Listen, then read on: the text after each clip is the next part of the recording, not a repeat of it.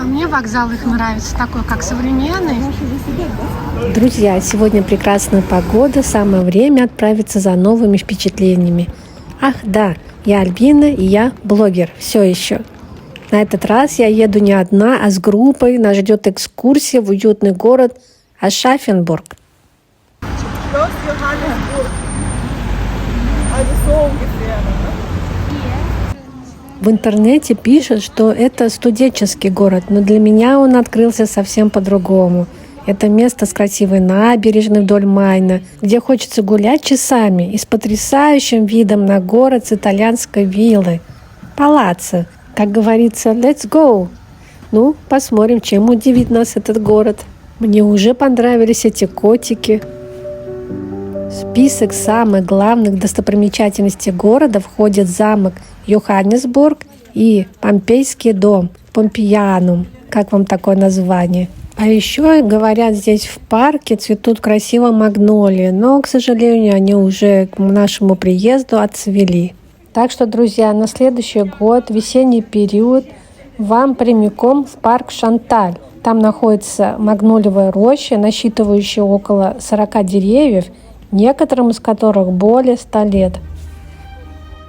Ну а мы прямиком направились к замку и находимся сейчас на Театральной площади. И здесь такой необычный городской театр, стеклянный. Вот обратите внимание. А это и есть замок Йоханнесбург.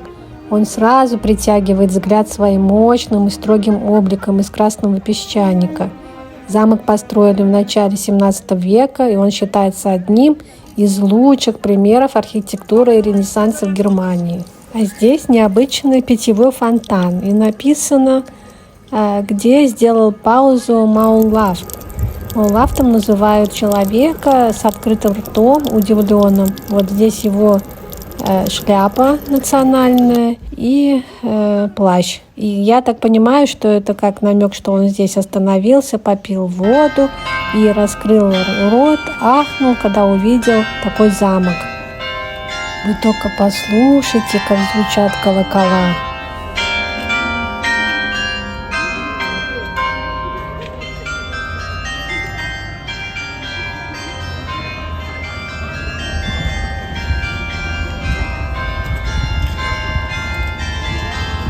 Не знаю, как вам, но мне напоминает мелодия «Мышиный король» Чайковского. Мы уже зашли в замок. Посмотрите, какая расцветка интересная, да? Приятная. А я вот все хочу сказать вам про эти колокола. Это карильон, состоящий из 48 колоколов, которые были отлиты в Нидерландах. Особенность этого инструмента позволяет создавать множество эффектов, которые возможны только на карильонах. И в этом есть и очарование этого инструмента, создание неповторимого звучания. Вы заметили, да? При входе вы обязательно должны свой рюкзак, сумку сдать в камеру хранения. Поэтому лучше приходите сюда налегке. И здесь же можно купить вот такие вот небольшие сувениры и недорогие.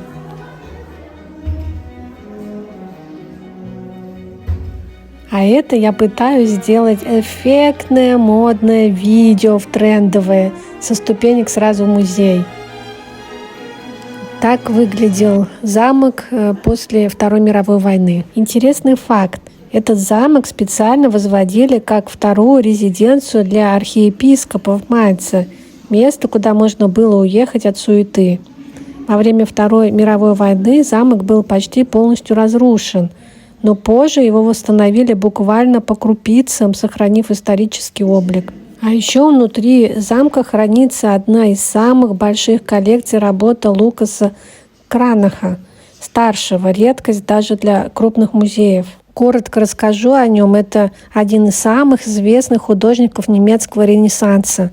Он был современником и лично знал Альбрехта Дюрера. И за свою жизнь Кранах создал огромное количество работ. Считается, что их более 5000. И сегодня они находятся в музеях по всему миру. И 5 картин находятся в Санкт-Петербурге в Эрмитаже, также во Флоренции, в Уффици. Вот опять ловлю себя на мысли, что мне нужно опять вернуться во Флоренцию и попасть в Уффици, потому что я там была, а вот в Уффици не заходила. Также Кранах был близким другом Мартина Лютера и даже писал его портреты. Вот так один художник оказался связан с искусством и с историей Европы. Обратите внимание, это фотография 1920 года. Также в этом замке можно увидеть старинные интерьеры с мебелью эпохи Ренессанса, коллекции живописи и скульптуры, церковные сокровища и реликвии, огромную библиотеку с редкими книгами. Отдельный интерес вызывает так называемая корковая модель Рима. Это уникальный макет Древнего Рима, сделанный полностью из пробки.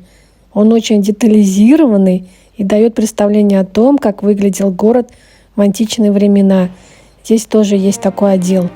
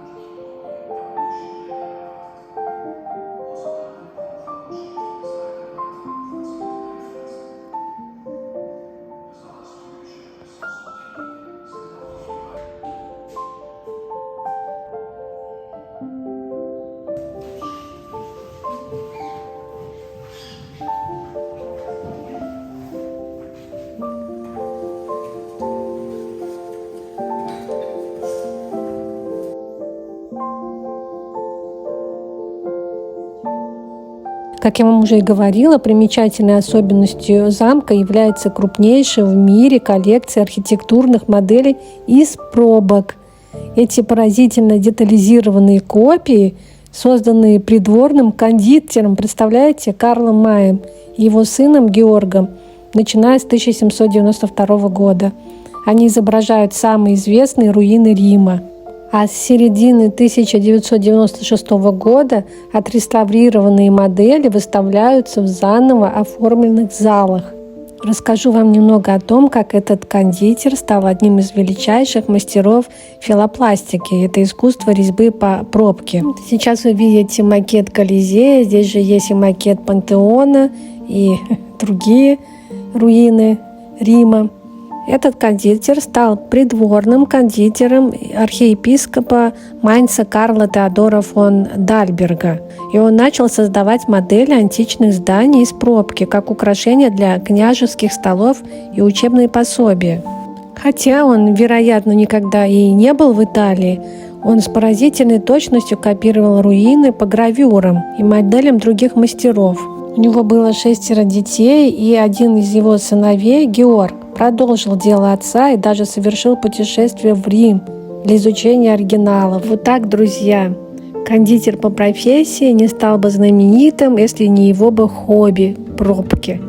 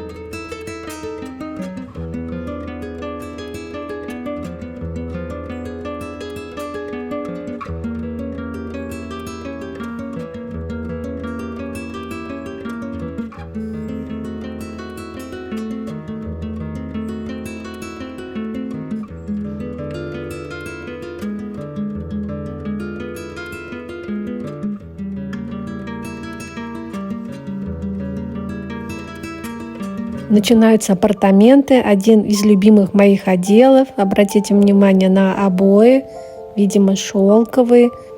Цвет приятный, приглушенный, не такой яркий.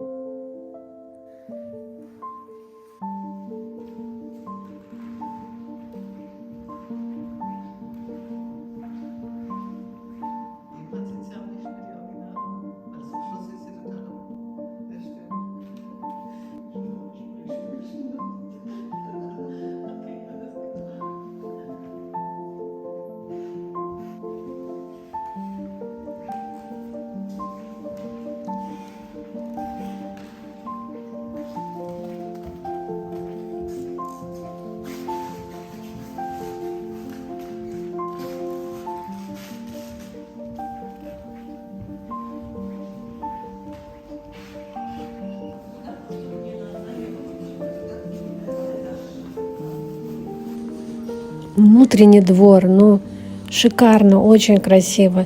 Но не хватает посередине площади немножко зелени, фонтана.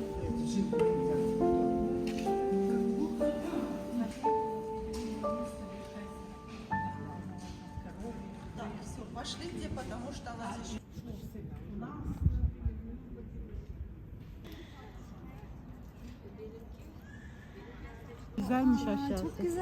Ay botanik garden. Girilmiyor mu? Botanik garden. Bu ne ağacı, elma mı?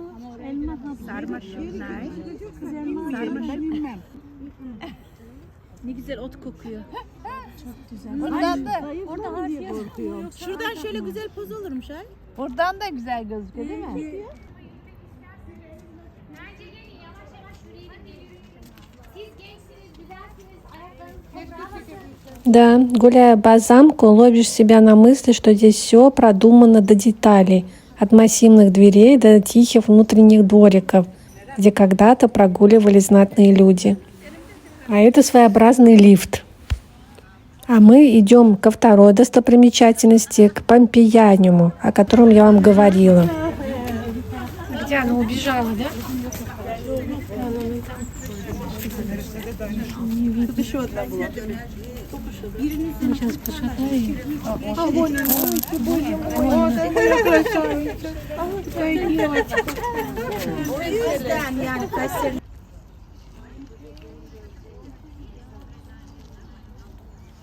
Не поверите, вот он плыл себе и плыл, этот лебедь. Как я начала снимать, он подплыл к берегу ко мне и позирует, и прям в камеру смотрит.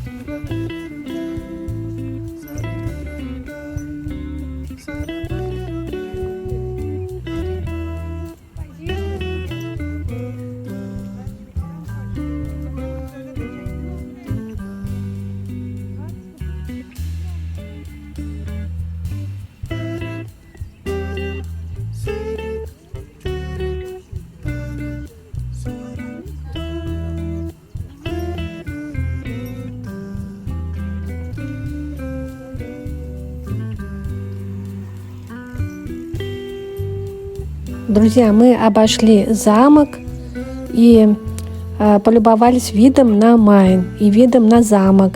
И по указателям прогулялись по Майн-променаде у Майна и направились к Помпейскому дому. Здесь растут виноградники. Да, Ашафенбург меня удивил с первой минуты, прям с вокзала. Мне понравился вокзал тоже из красного кирпича. Он так гармоничен с этим замком. Его часто называют еще и баварской Ниццей. Все из-за мягкого климата. Здесь действительно теплее, чем во многих других городах Баварии. Благодаря этому тут даже растут инжир и виноград. Интересно, что город долгое время вообще не был частью Баварии. Он принадлежал архиепископам Майнца и только в XIX веке перешел к Баварии, поэтому здесь чувствуется немного другая атмосфера истории. Еще один факт: Ашафенбург считается одним из самых солнечных городов региона. Неудивительно, что прогулки по набережной Майна здесь отдельное удовольствие. Вы только посмотрите, какая красота! Ой, конечно, Ашафенбург – это город не про суету. Он уютный, спокойный, очень живой. Сюда хочется приезжать не ради галочки, а чтобы просто погулять, посмотреть по сторонам и ловить атмосферу эту.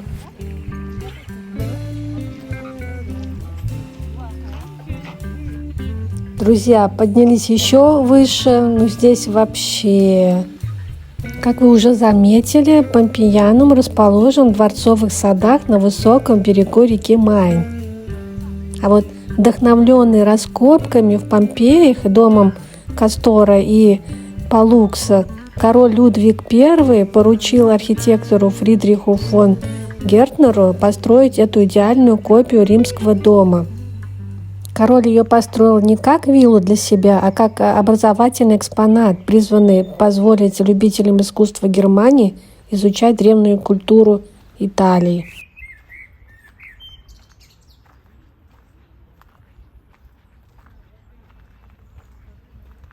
Вот впереди Помпейский дом. Ой, друзья, беру свои слова обратно. Не там была вообще красота, а настоящая красота здесь.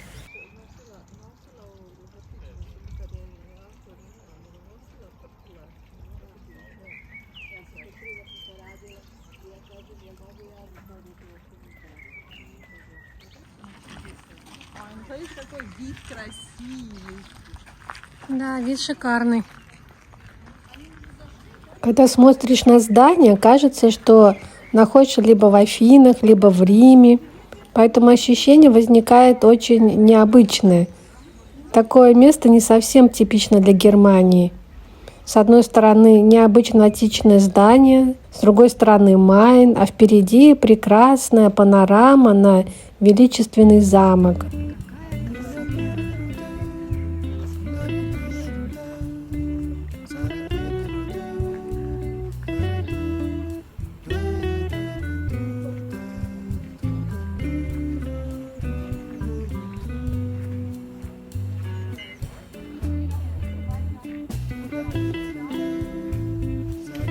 Внутри все выглядит так, будто здесь только что жили.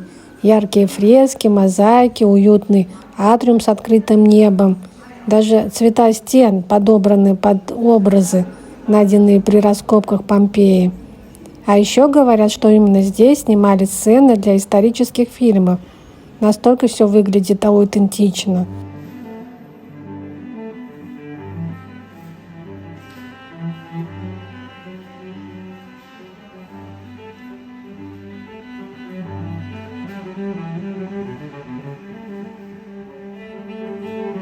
Да, здесь совсем другой формат.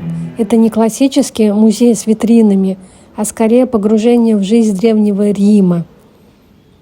Здесь и мозаика, и восстановленные комнаты римской виллы, фрески, настенные росписи в античном стиле, предметы быта, воссозданные по находкам из Помпеи. Здесь и не просто смотришь, тут ощущаешь атмосферу.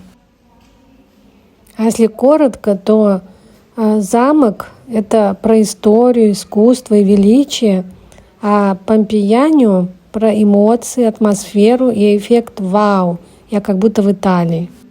Ну и, конечно, вид из террасы.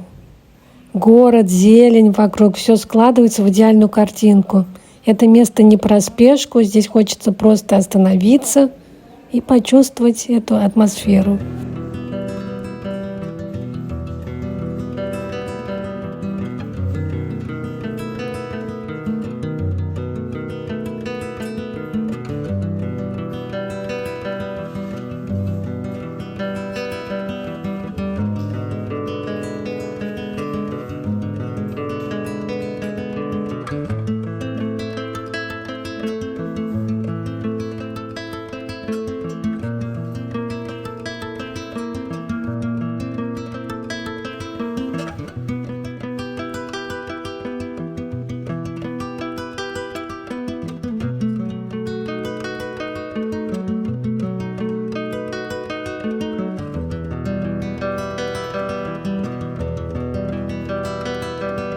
Кстати, раньше туалет был рядом с кухней.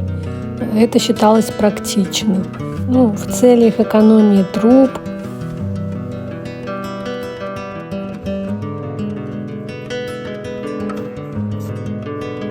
Как вы думаете, что это? Комната для массажа? А нет, это столовая. Вот так вот полулежа люди лежали и кушали.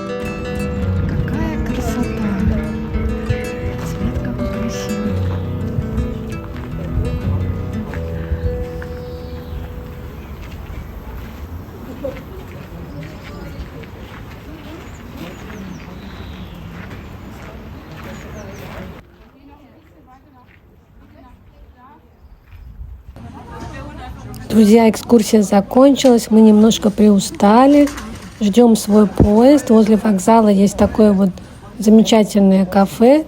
Решили попить кофе и перекусить.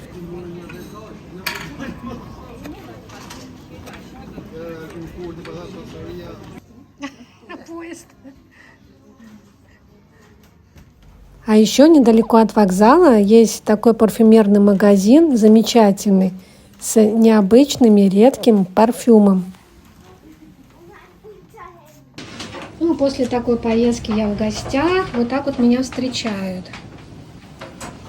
С грузинскими хинкалями, даже вот пар еще идет. Аромат.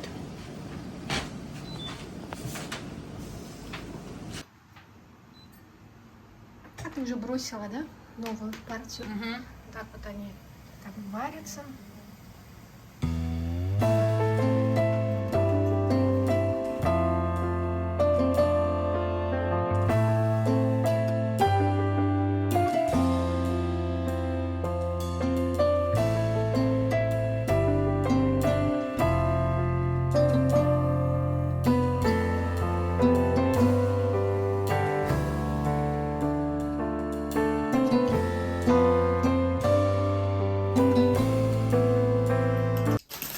Альбиночка, это твой подарок на день рождения и просто за то, что ты есть.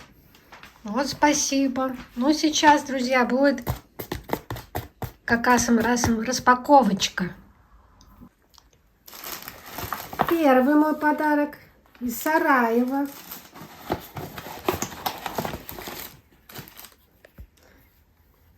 Вот. Это у нас Знаменитый фонтан. знаменитый фонтан. Если не ошибаюсь, Османский, да, да? с Османской империи. Можно прочитать по него потом. Да, наверное, нужно будет сделать отдельное видео про Сараево. О, вот это я, скажем так, мечтала.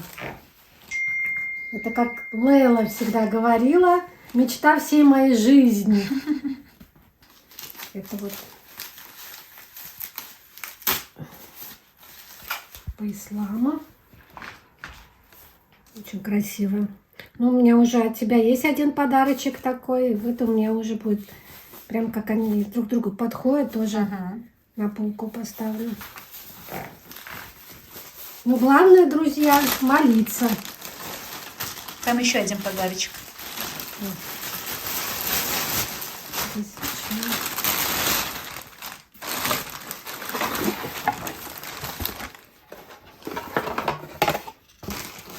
Какая красота. Вау. И что нравится, что вот этот желтый цвет, он не такой прям яркий, да? А такой, как благородный. Золотистый цвет. Да, как красное золото, скажем так. Это кофейный набор. Это сюда сахар, сахарница, 2 чашечки кофейные. Внутри.